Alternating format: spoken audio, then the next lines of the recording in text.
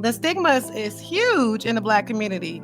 As, of course, if you've been following the podcast since episode 1, you know what I've been talking about as far as the myths and the beliefs that we believe about not wanting to go see a doctor or a psychiatrist or a therapist or not wanting to be on a medication. And I just felt the need to have a space where, oh God, get out of my makeup, boy.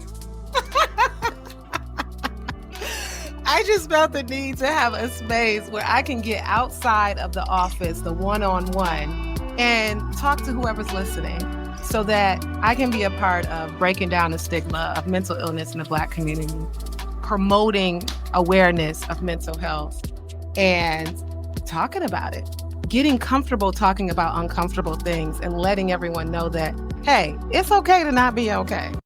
Welcome to Journey to Joy Live, a podcast to promote wellness, resilience, and inspire joy. Be empowered to balance your mental, physical, financial, aspirational, and social health while providing mental health awareness and breaking down the stigma of mental illness in the Black community. I'm your host, Dr. NJoy, and I'm here to help you transform life's challenges into opportunities for joy. Let's begin the journey together. Hey. We're in episode 108. 108 episodes later, the rawest, the realest, joy-filled truths from the past 2 years, because this marks July, 2 years from when I first started this podcast. July is Minority Mental Health Awareness Month.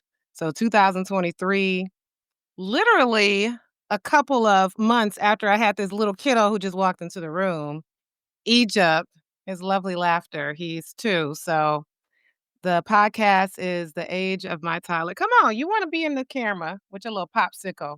Yeah. Oh. So my podcast and this little guy are twins, sort of. He was born in January 2023, and the podcast was born in July 2023. And he's really greasy because kids get into stuff, and he got into Vaseline. Anyhow, so I started the podcast, Minority Mental Health Awareness Month, because the stigma is huge. And, oh, don't put on lipstick. The stigma is huge in the Black community. As, of course, if you've been following the podcast since episode 1, you know what I've been talking about as far as the myths and the beliefs and that we believe about not wanting to go see a doctor or a psychiatrist or a therapist or not wanting to be on a medication. And I just felt the need to have a space where, oh God, get out of my makeup, boy. I just felt the need to have a space where I can get outside of the office, the one-on-one, and talk to whoever's listening so that I can be a part of breaking down the stigma of mental illness in the Black community, promoting awareness of mental health, and talking about it, getting comfortable talking about uncomfortable things and letting everyone know that, hey, it's okay to not be okay. So we're literally about to go through episodes 1 to 107. You're going to see a compilation of these episodes from the beginning to right now. It's crazy where I came. You can tell the huge difference. The mic is missing. The headphones are missing. The nice clarity of this camera that I'm missing. The lighting is off. So, of course, I'm going to critique because I've been looking at all these episodes trying to figure out which clips am I going to show. So laugh, enjoy, comment, like, follow, subscribe if you haven't, and continue to watch this podcast because it's not stopping. We're going to keep going. We're going to have 200, 300, 400, however many episodes it takes. So enjoy. To Journey to Joy Live. Good evening, everyone. I'm Dr. Mena. I'm the owner of NJoy Life, Living in Full Empowerment, LLC. You can also call me Dr. NJoy. I'm a child, adolescent, and adult psychiatrist. My sister, June. Hello. Thank you for letting me be your first official guest. You are my first official guest. The stigma behind mental illness. It's like that fear that maybe you'll be judged, the fear of being vulnerable in some fear that's not going to work. You're allowed to get sad. You're allowed to get anxious. You're allowed to get scared. You're allowed to get angry. Those things are allowed. with depression, it's more than just sadness. I'm actually a better blank to whomever else when I pour into my own cup first, and it feels funky at first. It feels guilty, it feels Yep. lazy, it feels wrong to a lot of people. So guilty. Yes, we're trying to unlearn, do too muchness. So how should one deal with stress? Like taking deep breaths, saying like, I got this, I'll survive this. Let's stop right there. Taking deep breaths. Now, deep breaths are really good in general because stress has to do with like anxiety and when you're Like getting nervous. worked up. That's exactly what I was going to say. You must be a psychiatrist, son. You know exactly what to say. We're getting into the risk factors for overdose now because as you become tolerant, maybe you're just like, oh, I'll just take another one. Oh, I'll just take another one. Oh, and you don't realize how much you took. Yeah. And if a medicine gives you any extra boosts or enjoyment other than its intended therapeutic purpose, that puts you a little bit more vulnerable. Let's you say know what? if we can get real. But then when I remember going home, that's when the sadness would set in. You know, the insecurities creeped out. And that's when I was just fully exposed. And that's when I just realized, man, I have an issue. Yeah. Like, yeah, it's cool. You know, Jägerbomb won, you know, life of the party. Oh, he's so crazy. But inside I was You enjoying like that. I liked it at the moment, but it was so temporary. Yeah, You know, exactly. with liquor, it was just temporary. And then once I was by myself. Well, honey, I am so proud of you for being so strong, for doing that for me and for your family, your kids. I think that is completely amazing. Appreciate that. Yeah, because at the end of the day, I mean, I feel like we have a great marriage. Yeah. You know, It's beautiful. You know, we had been a a lot of blessing. growth before that. We still have growth, but it's been great. And, you know, it's hard to say, like, do you leave that person because they're an alcoholic? You know, that kind of thing. Because Sometimes you have to leave them. sometimes you're putting yourself first and doing something for you that makes your everyday life better, that makes your physical health better and your emotional health better, your financial health, your spiritual health, whatever that is. So self-care is what helps you, right? Be that better person, be that better mom. Know how resilient you are because you got yourself to whatever point you were, you got yourself there. You've been through difficulties before. Keep that in your mind. And if you can't remember it, write it down. But if you work on your values, so clearly, this couple is showing us they value quality time. They value time away from the kids, away from the moms, away, from everybody. And like, you have to believe in your values strongly enough to say, nope, PTO, and I'm out. So my journey to joy has been a long chapter, but I made a decision 10 years ago that, now 11 years ago, that I wanted to stop complaining. And there was so many things that I was in control of. And so I started to seek information. And that's why I say growth is very on top of my list. Get into the fact that joy is a choice in that case, because if someone's depressed or in some type of state where they can't just become joyful, like, I'm going to choose to be happy. I'm going to be happy. Yay! Right. That choice is the choice to choose therapy, the choice to do yoga or coping skills or medication if you need to, or whatever it is. Right. You don't seem like an angry person at all. Tell me about your journey from grief to joy, because you are so joyful. How did you get to this joy? Oh my gosh. You know, From that anger. when he got sick, I don't think I realized how selfish I was and how walled off I was. I think I knew that there was some of that. And where I put it and where I felt that I flourished, what was it at work? So one might ask, is it possible for me to experience joy if I've had trauma? Yes, it is possible. Making that choice to get on that journey to joy despite trauma, that's the choice that we all must make. And that choice is getting help and seeking help and processing the trauma. Black people, we don't go to therapy. They tell you, oh, go to church. Exactly. Talk to Pray God. about it. Pray about it. Like, yeah, okay. Ooh.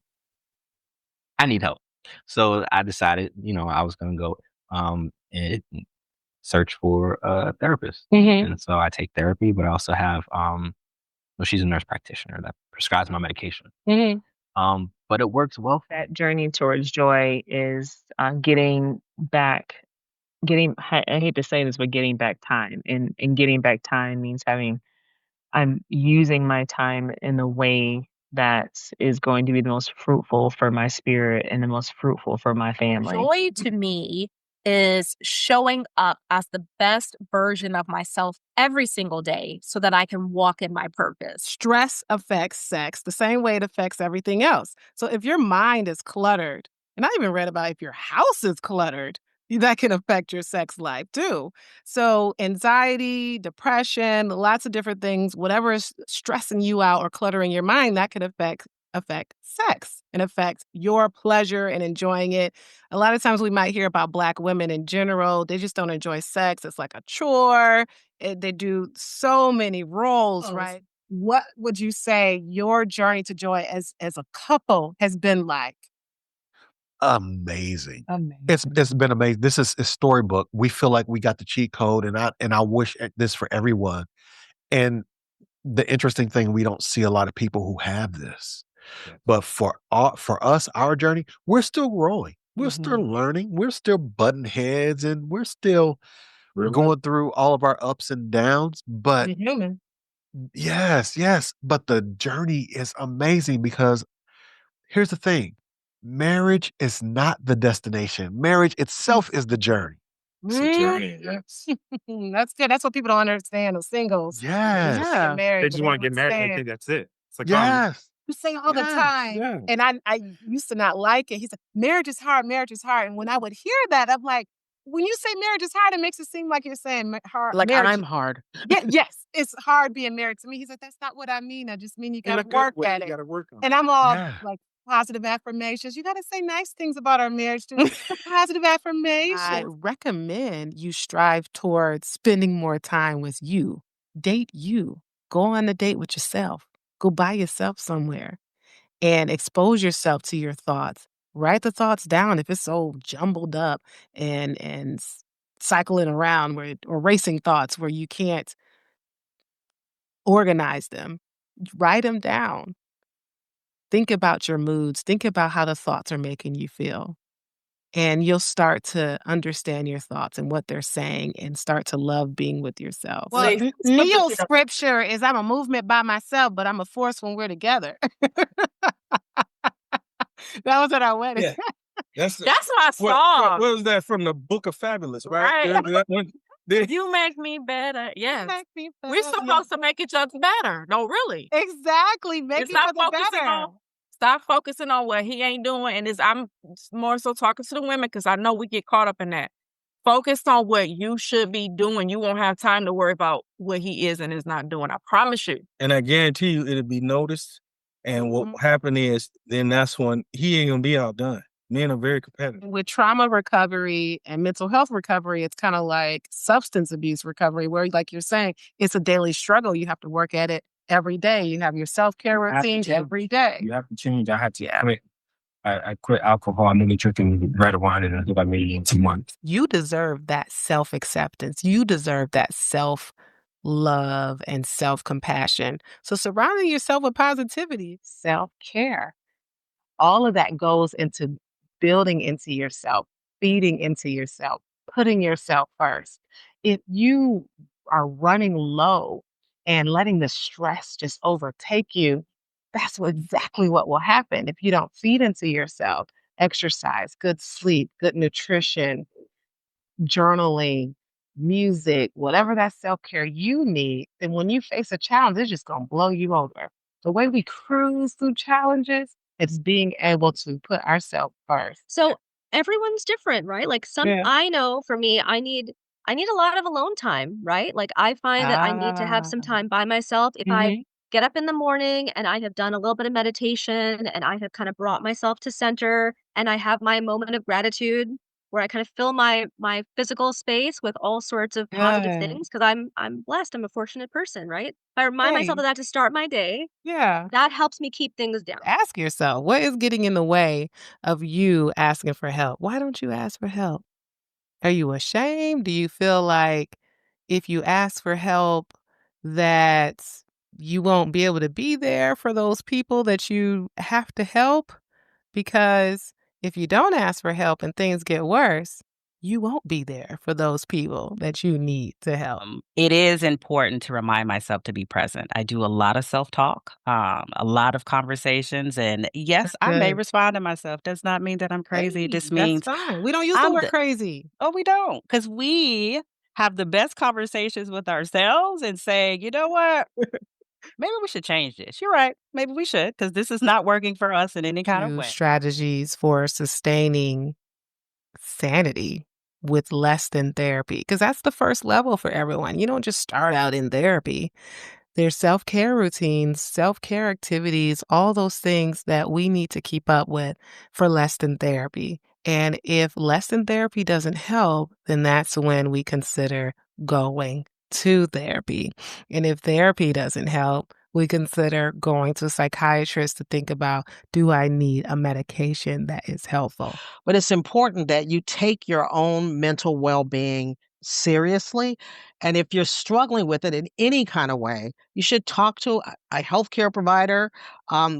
It could be your primary care Yep, doctor, primary but care. definitely have a conversation with someone about it. For young people, if you're feeling distressed, identify at least one adult you can trust that you can talk to about what you're experiencing, and help is available. For episode 50, 50 Shades of Joy is the journey to joy. Are you on your journey to joy? Think about it. Are you examining those 5 crucial areas of your life? Mental health, physical health, financial health, social health, and your aspirational health. Think of that. Patients who come to you who are suffering, they don't always need medication. Mm-hmm. Oftentimes, what they need is a deeper self understanding of how they got where they are Yeah. and the influence that previous generations had on that. Mm-hmm. Sometimes it feels like we have to explode when we've been triggered, or we have to explode when there's some type of ignite that gets to us and we have to react to it, like the cause and effect. But where emotional regulation comes in, that it tells us, well, you know what? As long as we can regulate our emotions, we don't have to react and act a certain way. So I'm like, okay, I'm not going to snap at you because that would not be good for you and your mental health. Yay. Now I feel better because me not raising my voice, I'm not getting my blood pressure up, and then now I'm taking care of my mental health. So everybody's mental health is just great because I didn't cuss you out or I didn't snap. You are the most important person to yourself to be able to love yourself, tell yourself you're worthy, tell yourself you are respected, and be that coach. Imagine if the voice inside your head was your best friend. I mean, what would you say? What would you say to your best friend when something happens, when they had a failure or they hit a bump in the road? What would you say? So say that to yourself. Start speaking to yourself just like that. It's not just self-help. It's self-revolution. So the idea behind the NJoy, my brand, is that it helps you enjoy life, helps you elevate your joy, helps you know that you can choose joy, choose the journey to joy, and enter that and experience it because it is a decision to enter joy. Joy just doesn't fall on you. You know, when I think about emotional regulation, I always say to people, it's a soft skill with a hard consequence. Mm, If we do not learn how to emotionally regulate ourselves, especially as Black people, it can be life or death. So yeah. it's not this frou-frou buzzword cute thing. This could really be a skill that saves your life. And it's imperative. So, as we get into this Inspire Joy series, the first I in Inspire is integrity. So, INSPIRE, integrity, nurture, stability, purpose, intimacy, resilience, and empowerment. Being a part of your journey to joy is what you put in your body, what comes out of your body, and making sure you are getting the maintenance and care that you need so that you can continue to go through this life and experience joy. Because without your body, that's it. Now we get into the S and Inspire. Stability, our financial health, our security, our financial security, money, In this chapter, I talk about budgeting for joy. So, budgeting for joy, working on your finances, doesn't always have to be this boring life where you're doing nothing. All you have to do is budget for it. And when I think about in the past when I used to be really good at budgeting, I was really happy and organized, and I was less anxious and less stressed. So it's kind of like telling myself, well, come on now. You're going to be less stressed. Just do it. So when you think about your life using a GPS, what's your life's GPS? Are you getting lost in life? Do you not have a life GPS? And therefore you just feel like you done lost your way and now you just not able to fulfill those things in life that you would have wanted to fulfill, or you don't even know what you need to fulfill because you don't have a life GPS. So it's definitely really important when you think about your purpose. How am I going to get through life? What am I going to do? And having a lack of purpose, like I said, it impacts your mental health. Now we're into intimacy because our social health, relationships, all those things, they can be both a joy and a joy stealer. I talk about joy stealers and stressors in the NJoy a lot. And, the word stress pretty much covers a lot of different things that we could be experiencing in life. Stress can have to do with toxic relationships. Stress can have to do with work issues or financial issues or mental illness. You can choose joy. The how of happiness, that author says that we have control over at least 40% of our happiness. 40%. That's actually a lot. Because when you think of like, well, what's the other 60%? 50% of that 60% is like a genetic set point. Like all of us like automatically go back to a certain level of happiness. So that's 50%. Maybe we don't have control. Maybe, it can change through life. But what's that last 10%? Life circumstances. We're always waiting for a certain life circumstance to happen in order, like, oh, that's going to make me happy. When I get married, I'll be happy. When I have kids, I'll be happy. When I get that job, I'll be happy. No, that's just 10% of your happiness, 10% of your joy. So now let's go back to that 40%. It sounds like a lot now. That 40% is how you think and what you do. So what are you going to do? Are you going to choose joy? Are you going to change the way you think? You are in control to build your resilience and to maintain your joy despite what's going on. Oh, I got this no matter what. I'm a badass. Whatever it is you got to say, turn on the bad bitch music or something like that. And then day 7 is celebrate achievements. You can achieve something, whether it's small or like huge. Yeah, What achievements? whenever I get like not feeling like I'm empowered Mhm. or celebrating myself, I always thank God for being able to brush my teeth. There it is. I mean, it's that little thing because somewhere in the hospital, there's somebody They who can't brush your teeth. they can't bruch their own teeth. They have an occupational Can't therapist feed themselves. showing them how to hold a toothbrush because they just had a stroke Mhm. or an accident, Mhm. And so just those little teeny tiny things are just moments of empowerment. Yep, you can drive the nicest car, and that still may not bring you that joy. You can have all the money in the world, and that still may not bring you that joy, because that is something that's innate. That's something that's embedded inside of you. So if you finding it, and when you find it, hold on to it by all means necessary. We have our moments where we're down and we go, but joy is forever. In general, us women, we spread ourselves thin, and just getting right into it, when we are the wives and the moms and the person bringing in the money, we have to worry about all those things. When you think about it, the men, they're more so catered towards, they bring in the money and that's it. They don't have to come home and take care of the kids. But we got to come home, take care of the kids, and do all those things in addition to it if we are the breadwinners. So that mindset, when you speak about that so many times in your podcast, let's jump into that. Yeah, let's do it. Let's talk about, first of all, I think the thing that makes the biggest difference for me was just this shift from I have to do all the things I have to do every single thing myself. I'm the mom. And I remember trying to be the one to cook and be the one to clean and be the one to do the things for my kids. And I'm competing with, say, the mom who's homeschooling her kids, staying at home, making homemade granola bars and all of that stuff. And I had to have a meeting with myself. I'm like, this is ridiculous. You can't do this. And I'm really grateful for my husband because he's the one that started helping me to think this way. When I'm trying to cook, he's like, what are you doing? I'm like, I'm cooking. He's like, why? I'm like, because that's what we do. He's like, you want all these things or you don't. But if you want to build the business and, help build the church and do all these you're not going to do all of that and do all the things you've always done. Something has to give. It's definitely okay to put your self-care first before the kids.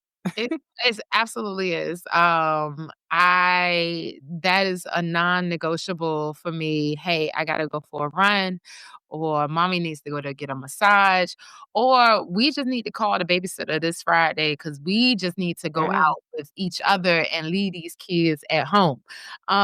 So your husband. Yeah, so deciding, if it's self-care or if it's marital care or, we just need a date night, whatever that is, just making sure that we're intentional about that When it time. comes to like budgeting. But I have to do it or Is else how am I budgeting gonna know a what to bad do? word?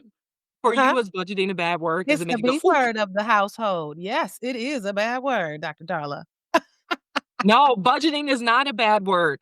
She doesn't know she's my friend yet, but my friend, the budget Nisa Tiffany, Alicia, she says the budget is your yes plan, right? A budget is what helps you understand what you can say yes to. And my addition to that is the budget is what you can say yes to now versus later.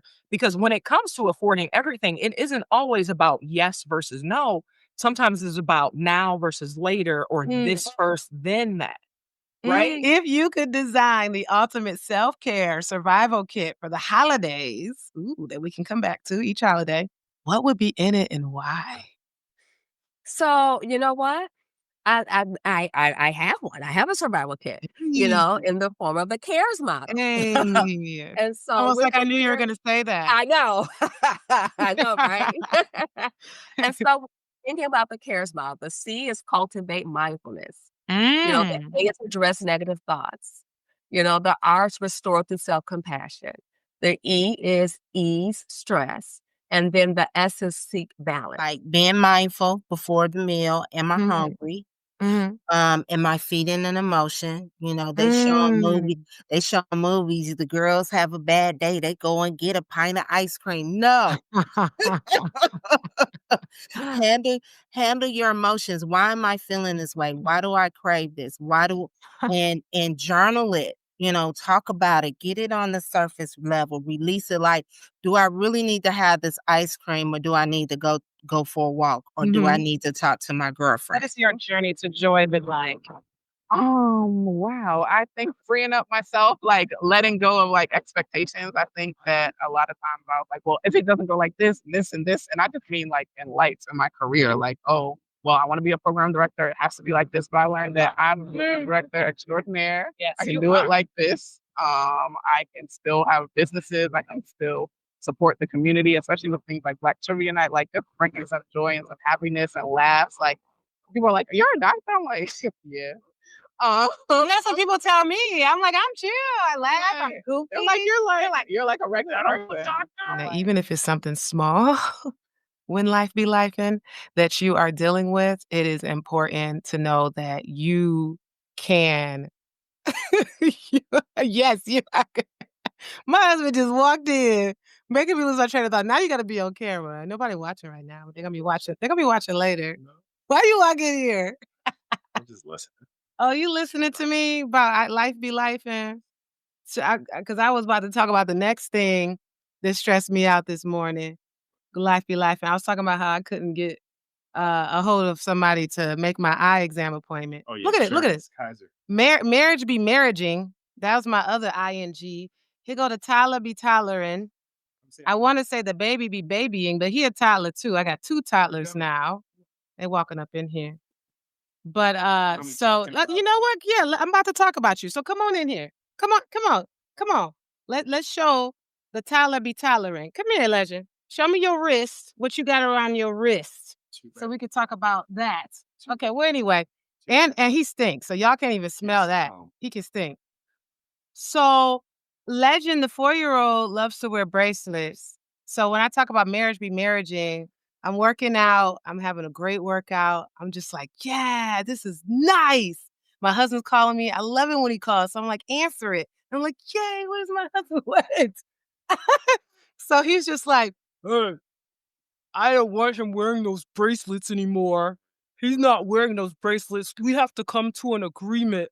And I was like, okay, we'll come to an agreement. He's like, no more bracelets. I was like, I thought we were going to come to an agreement. He's like, I just came to an agreement. I was like, that's not how agreements work. He made his own agreement by himself. He freaks out every time he can't find it. Right. So every time he can't find the bracelet, then he freaks out. So anytime he likes something, he wants to remove it. So, marriage be marriaging because you got to come up being on the same page and stuff like that. Anyway, I felt some kind of way because of his tone. But what did I do? I didn't fight with him. I went, because you weren't home yet. I took a shower. I played some Tasha Cobb's really loud. Okay. And that was great. Meditated in the shower. I felt good. You came And the drive home. calmed me down. All right, cool. Your drive calmed you down. Isn't that nice? See, life be lifing while I'm live. Look at these kids. But this is nice. Life be lifing, but it's not, still a healthy balance of chaos and healthy balance of chaos. But yeah, that's what that means. That's what I'm trying to describe to them, that life be lifing means that life is going to do what it's going to do. Yeah, so why are we surprised when bad things happen? Correct. It's going to happen. You have to just be mentally strong. Have to be mentally strong. For herbalism, narrowing it down is hard, but I think it's very helpful to realize that herbs work on a physical level. Like they can actually help to repair the physical nerve tissue and help, which is cool. But then they also work on like an energetic and emotional level too. So there are herbs that are adaptogens. And not only do they help with the nerve healing, but they also help with our stress response so that we don't feel so reactionary. Our brains don't work 24 hours a day, right? We need to experience other things. We need to have other stimulation to be able to even create new ideas. And so learning how to, and I don't like the word balance. I think the thing that we really need to balance is our nervous systems. Like we need to learn how to balance our nervous systems, because there's really no such thing as like work and life, right? When you say there's work-life balance, it's such a fallacy because you're saying those things are separate. And you can't balance two things on a scale that are of the same. So work is a part of life.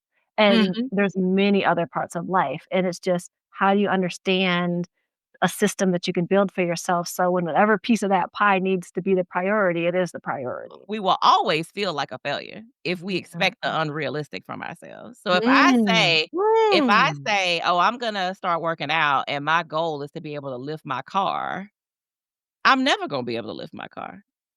So I'm always going to fail. I'm never going to reach my goal. I'm always going to feel bad about myself. I'm always going to feel like I'm not strong enough. I didn't work out hard enough. I didn't do enough. Maybe it's my diet. Girl, you were never going to lift that car, ever. What's going to happen? So I think we have to shift the whole, like, is my expectation of myself realistic? Exactly. And if it's not, you will always feel like a failure. Like, you named some ages. I am 41. I just had a kid 2 years ago, so I just feel like I'm ages away from menopause, but it sounds like it could be close for me. So someone like me, what are some of the first symptoms that we would see, and to, because we usually think, oh, hot flashes. Oh, it's menopause. We do, don't we? We think hot flashes, night sweats, brain fog, that kind of thing. But really, honestly, the first few major signs of perimenopausal symptoms is anxiety, is having trouble sleeping, is cyclical changes with your cycle. So just a lot of things that are going on with gut health, because a lot of the times we can see anxiety that kind of comes along with it as well.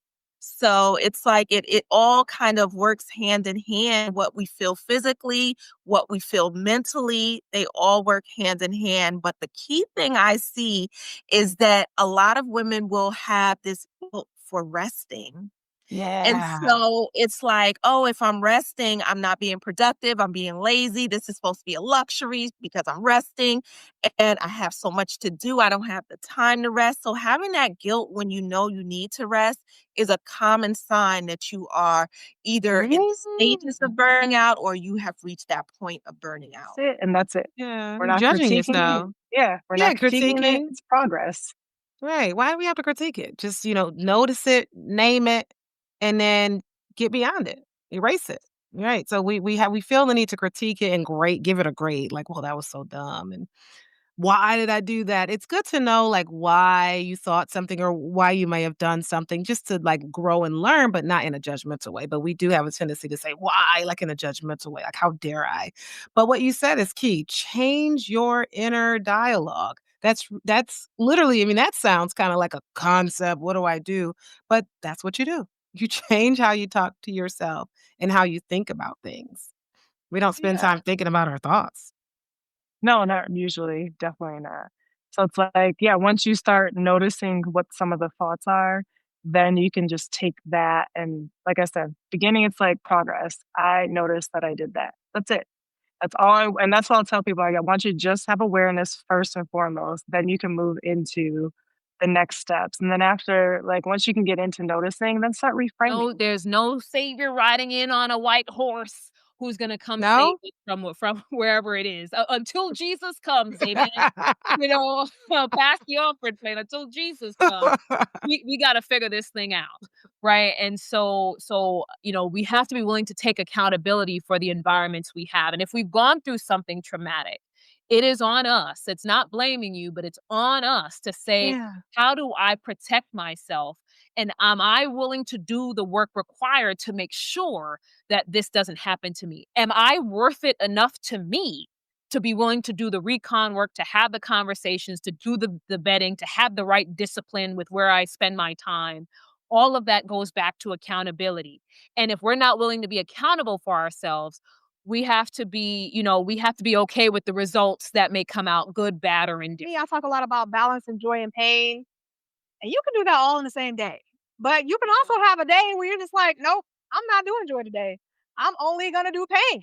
I'm laying in my bed and I'm going to watch TV and I'm going to, I'm a little hormonal right now. And I was kind of feeling like that today. Like, I just want to watch TV and cry all day, So we have to, it's okay to have all the emotions. You don't want to minimize people's emotions, but you want to try to figure out how to tease out, like, why does it feel like a burden, Yeah.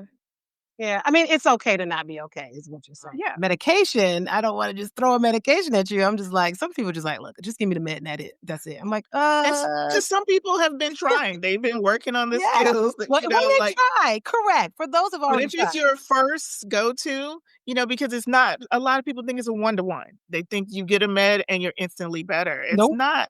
It's not that straightforward. Sometimes it's trial and error. So yeah, I'll be quiet. I can soapbox. I'm going to be quiet.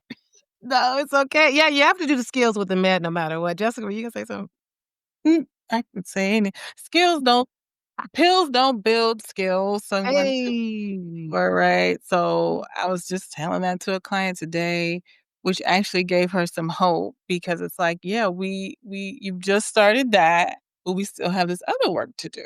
A woman might say something and the man hears something else, or the man might say something and the woman hears something else. And you add a layer of trauma to that. Ooh. Yes. And that's the even filter, worse. right? Like that becomes the filter that we start to filter information, communication, what we're seeing, what we're receiving, so you could literally tell your husband like, something like, babe, I miss you. And he could hear I'm feeling as a husband. And you're like, how does that translate into I'm feeling as a husband? But if that's something that is his wound, right? Like fear of failure for a lot of men. For a lot of men, it's fear of failure. For a lot of women, it's fear of abandonment, right? And so it's like, so I'm coming to you as the woman because I'm afraid, I'm anxious. If you go away or if you shut down or you walk away, like that triggers my abandonment wound and the fear of you leaving.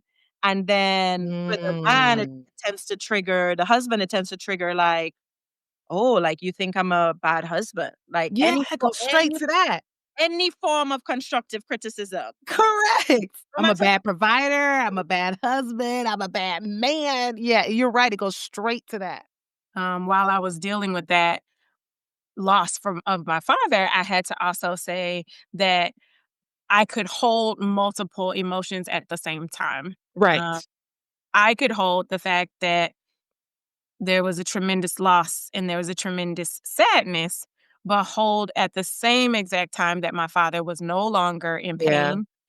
That the memories of him still persist, and that the moments that made me smile, that I have a right, and it's a privilege that I am able to smile about that too. So holding both things at the same time, and also not comparing or judging myself for how my situation is and turned out compared to another person's. Journey to joy. It's just finding me and being authentic in that, and not worrying about who doesn't get it or who doesn't like it. Right. You know. Yeah. It's joy is an everyday decision.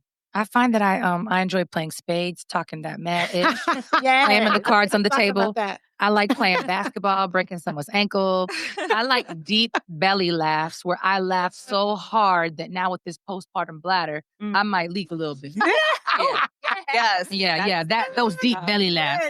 Yes, I like that. I like that. Laughter is medicine for the soul, and I love watching The Office. I like that dragged humor for sure. And as you mentioned sports, I just joined a professional women's football league, tackle football. What? And let me tell you, to be able to scream at the top of your lungs on that field is the most exhilarating experience ever. I didn't know I was going to get this kind of joy in 2025, but I needed it.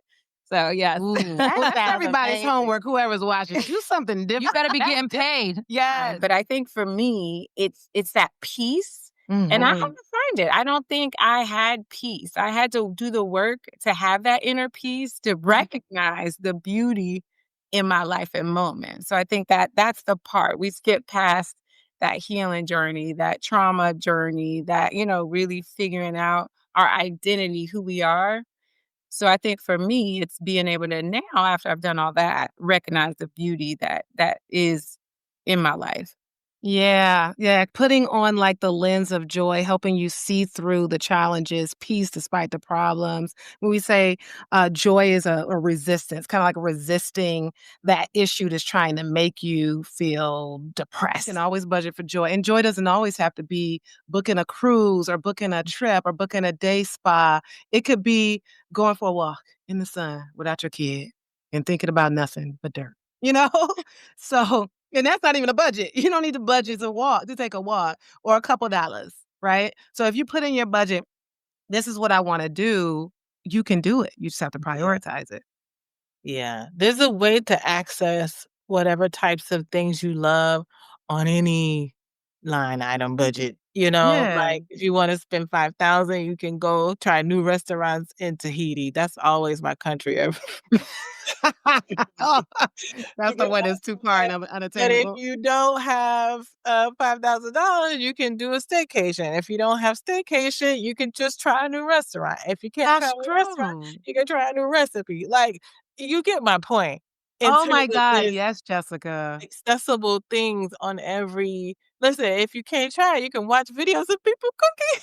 And I know it's possible because I feel like quoting that scripture. I know what it's like to have lack, and I know what it's like to have a lot. But either way, I have all things, right? And it's I don't want a man or I reject men. It's also, this is what my life looks like right now. And you accept it. My best friend asked me this question that made me sort of just change the trajectory of the way I thought about my life. And she said, Pam, if you were single for the rest of your life, how would you live it? Would you live it upset and frustrated and worried and afraid? Or would you, what would it look like for you? And that's what changed a lot for me, because it made me realize, what if I am single for the rest of my life? Am I going in languishing mode until my life ends? Or, so that's when I started to accept, okay, so my life could look different. It can unfold differently. What does that different look like? And not that I wanted to speak that into existence. I know kind of thing a lot, but it was also changing my mindset so that it was so dependent on this thing has to happen in order for me to find joy in life. And humor is a mature defense mechanism. So I think if we can laugh about stuff, that's great. Laughing is healing to the soul. It is okay to laugh.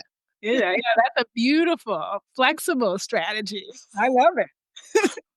Because some people take life so seriously, and I think it's okay to just give permission not to take life so seriously. I laugh at my patients, even patients. I feel like that's a nice scale for how depressed they are that day. If I can make them laugh, I'm like, okay, you're not as depressed today. I know. If you don't laugh, then I'm like, oh shoot, let's up your dose. There's a lot going on. Right. Yeah, so this is great. So as far as radical joy, what does radical joy look like when joy itself feels like resistance? And we say joy is resistance. So like how do we do it? Yeah, I think joy and freedom are aligned with each other kind of in kind of Black holistic wellness practice in that happiness is innate, and trying to build something that's not there can be a difficult practice. So I tend to tell people, like, what brings you joy? What brings you joy, and what deterred it for you for today? Sexual wellness. All right. Well, then let's dig into that because I'm sure you have a lot of patients talking about sex and having all kinds of questions, what they call personal questions. But what excites you about that topic? Girl, I've always been kind of freaky. That's a good answer. I'm being very serious. If you've known me from since I was a kid, I've always been very interested and very curious and very spoken, a little precocious when it comes to that. And so no one was surprised when I became an OBGYN. No, nobody in my family, my close circle. I love sex. Who doesn't love sex, man? And if you have great sex, which we all should be having, then I'm gonna try to help you to get that. Okay. Yeah. Achievable. It's achievable. Makeup can be a form of therapy, but are we actually numbing something deeper with our contour and concealer? It definitely seems like we could be. We actually are. Like I said, we're masking emotions. We're masking, trauma. We're masking our uneven skin tone, our fine lines and wrinkles, our tiredness, our stressful night the night before. So it's a numerous of things that you could be masking. We're going to really get barefaced because we are talking about barefaced vulnerability. I don't think I've ever been live barefaced. So let's do it. Are you ready? I'm ready. You probably go live without makeup because you're showing the before and you're doing makeup anyway. Yes. But we're doing the opposite. We have on makeup and we're removing it. We're removing because we are removing our mask. We are doing our anti-self-care. Well, I shouldn't say anti-self-care because cleaning your face is self-care too. Yes, it is.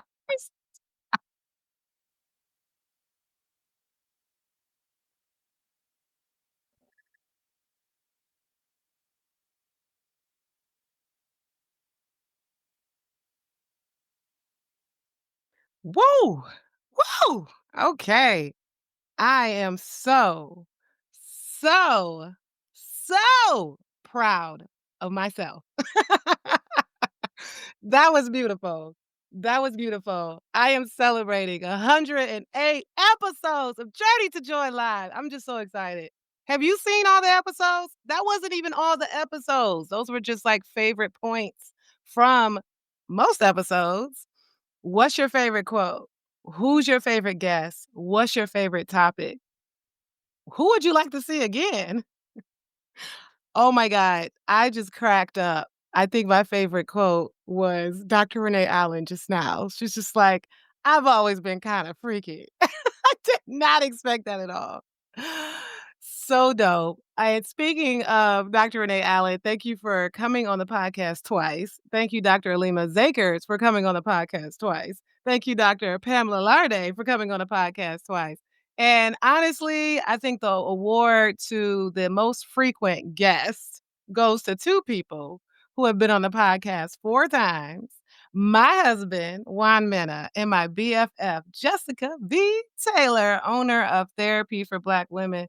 Thank you, y'all, because y'all have been supportive. My husband's been extremely supportive, so I can even be able to do this podcast. This is probably only the second time that I'm live where I had to watch the kids. The second time out of 108 episodes. So all those other episodes, my husband has been watching these kids. So thank you. I can't do this without a village. Also, my mother, as well as mother-in-law and sister-in-law, are very helpful. Speaking of my mother, I'm pretty sure she's probably the only one that's seen every single episode. So thank you to my mom. She's so amazing. And it's just been a great journey. And that's what this joy is. It's a journey. It's really not the destination. You don't get there and stay there. Sometimes you feel the joy, sometimes you don't. Joy and pain can coexist. You've learned that. You've heard us all talk about that. We've said joy is resistance. And number one, prioritizing yourself. You got to do that. You got to pour into yourself, give into your self care in order to be there for others. I know I've had days where I just wasn't able to pour into myself first or just didn't do it. And I've saw the results. You gotta do it. You can experience joy despite challenges, traumas, grief, loss, sickness. You can do all those things. It's all about what's up here, what's within, reframing your thoughts, reframing your dialogue, changing how you talk to yourself, cultivating gratitude, positive affirmations, all those fluffy sounding things. It works. I wouldn't be talking about this if it didn't work. Thank you, Melanie, my most recent guest.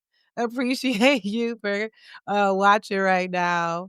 I appreciate every single one of my guests. It's just been absolutely amazing. I love doing this solo, and I love definitely having guests. I've been popping into LinkedIn and Instagram. Hey, you want to be on my podcast? Because it's just always nice to hear different perspectives. And I know I've definitely learned a lot myself. I mean, some of these docs, I mean, that's just not my field. So I learned a lot about BHRT and the sexual wellness and all those things. So it's been great. Go back and watch any episode that you feel like, oh my God, she did that topic. Yeah, go back and watch it. Spotify, I'm about to say Amazon, Apple Podcasts, YouTube. You know I'm everywhere. So I just really appreciate you all from watching week to week, even if you don't catch it live. Appreciate your comments and everything. Like I said, I'm not stopping. This keeps going, but I just wanted to do a tribute because I'm just like, hold up, this is 2 years already, and it's been fun. This does not feel like work. I've been doing all of this by myself. I edit every single thing myself. I do the reels all by myself. Shout out to my brother-in-law, Marvin Young, who gave me a bouncing board and told me about Canvas and taught me how to use Canvas in the beginning. And then he just let me fly because I've been doing everything by myself. I haven't really felt the need to delegate.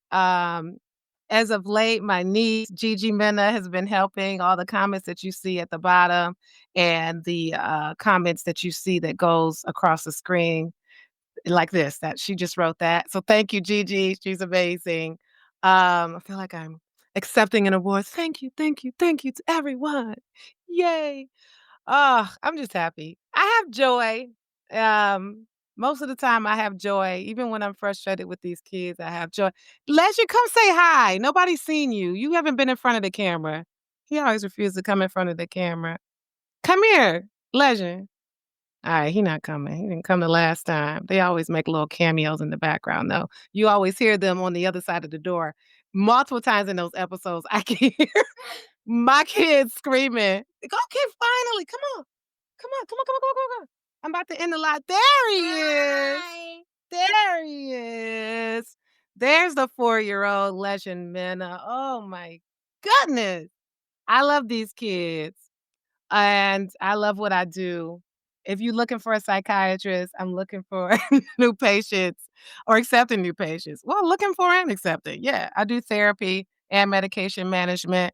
As you know, I have the books, the NJoy No, for you to learn how to prioritize your mental, physical, financial, aspirational, and social health. And the Inspire Joy for the Wife, Mom, Boss book. You can get both on Amazon. This one is an ebook as well for $9.99. So both of them are on Amazon and my website at drnjoylife.com. So grab those books, and until next time, thank you. This has been an NJoy Life production. If you're in a crisis, don't hesitate. Call, text, or chat 988 for immediate support. Please note, this podcast is for informational purposes only and is not a substitute for professional treatment. If you're looking for therapy or medication management through NJoy Life, visit www.drnjoylife.com to request a consultation. I'm licensed in 12 states. I accept Aetna in Georgia, Florida, and Virginia. Be sure to grab your copy of the NJoy Note to help you on your wellness journey. Also, check out Inspire Joy for the Wife, Mom, Boss to help you balance it all without losing yourself. Better yet, get the full Joy bundle for just $45. Remember, Journey to Joy Live is every Thursday at 7 p.m. Thank you for joining me, and until next time, may you continue to transform stress into joy.